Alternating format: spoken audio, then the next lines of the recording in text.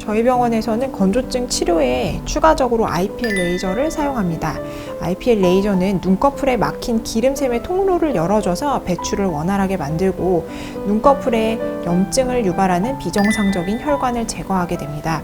이렇게 병든 혈관이 치료되고 눈물샘이 자극되게 되면 눈물량이 증가되는 효과가 있습니다.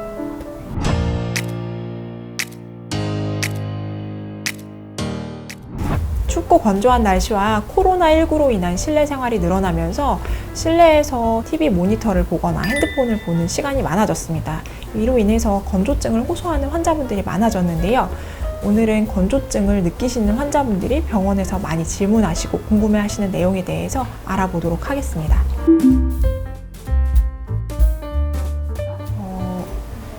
아닙니다. 평소에 인공누액을 많이 점안하시는 분들이라면 이런 이야기를 들어보신 적이 있을 거예요. 하지만 아주 잘못된 정보입니다. 인공누액을 사용하는 것이 건조증 치료에서 가장 중심 그리고 핵심이 되는 치료 방법입니다. 인공누액이 눈 표면의 눈물막 균형을 유지해주기 때문인데요. 잦은 사용으로 눈이 더 메마를 것을 걱정해서 인공눈물 사용을 줄인다면 오히려 눈물의 안정성이 줄어들게 되면서 건조증 증상이 더 심해질 수 있습니다. 따라서 건조증 치료를 위해서는 적당한 간격을 가지고 인공누액 점안을 유지해 주시는 것이 필요합니다.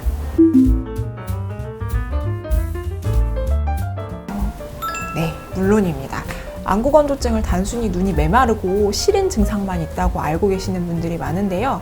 건조증이 심해지게 되면 눈 표면의 눈물막이 불안정해지면서 마치 먼지가 낀 창문을 통해서 보는 것처럼 시야가 흐려지는 느낌을 받을 수가 있습니다. 이렇게 건조증이 심해지면 시력의 질적인 면에 영향을 주기 때문에 마치 시력이 떨어진 것처럼 환자분들이 느끼실 수가 있습니다. 특히 시력 저하가 일중 변동이 있거나 몸의 컨디션에 따라서 좋아졌다 나빠졌다 하는 것을 느끼신다면 그것이 건조증으로 인한 증상이라는 것을 의심해 볼 수 있는데요.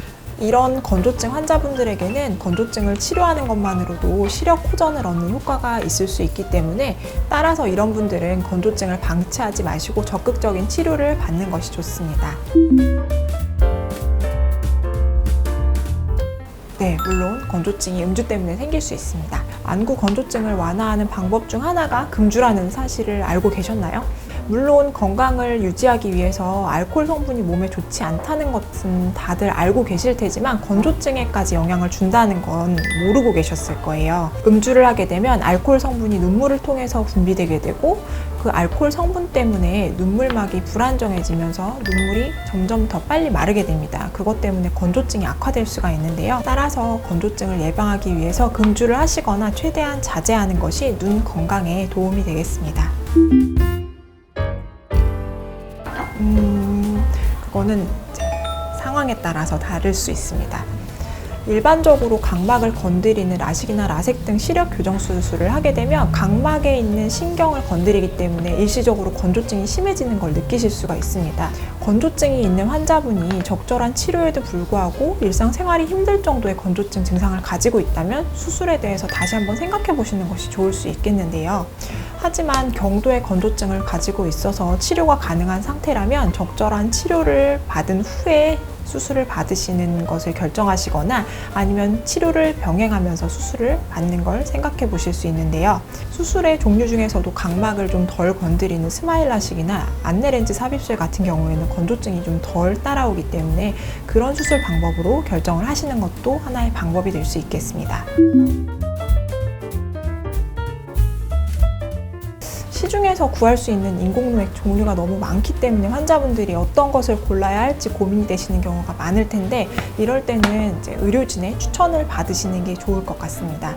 안과 의사가 가장 먼저 추천을 해드리는 인공눈물은 눈물의 수성층에 작용하는 성분인 히알루론산과 카르복시 메틸셀룰로스 성분이 들어있는 인공누액인데요. 이들은 물을 끌어당기는 효과가 커서 주변 눈물을 붙잡아 두어 건조증 증상을 완화시키게 되는데요. 이런 성분적 차이 외에 저농도나 고농도 등 농도 차이에 의해서도 환자분들이 점안 후 느끼는 개인적 느낌 차이가 있어서 환자분들에 따라서 농도를 다르게 처방하기도 합니다. 저농도의 경우 눈에 넣을 때 편안하고 거부감이 적지만 점도가 낮아서 지속시간이 오래 가지 않는 단점이 있고요. 고농도의 경우 효과가 바로 나타날 수 있지만 눈에 점안했을 때 끈적거리고 시야가 흐려지는 단점이 있을 수 있습니다. 저농도 누액의 경우에는 일반 의약품으로 약국에서 처방전 없이 구매가 가능하지만 고농도 누액의 경우에는 반드시 처방전이 있어야지만 구매를 하실 수 있습니다.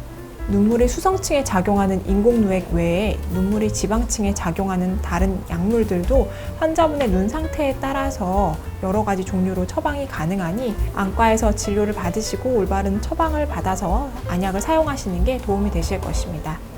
미디어를 많이 접할 수밖에 없는 현대인의 고질병이 되어버린 안구건조증을 치료하기 위해서는 지속적인 눈에 대한 관리와 안약 점안 치료가 필요합니다. 일시적으로 효과를 보았다고 치료를 중단하고 안약 점안을 하지 않게 되면 눈은 원래의 상태로 되돌아가게 됩니다. 환자분의 눈 상태에 따라 안구건조증 치료 방법은 다양하게 이루어지기 때문에 전문의와 상담을 받으시고 적절한 치료와 관리를 지속하신다면 안구건조증은 개선 가능한 질환이라고 생각합니다.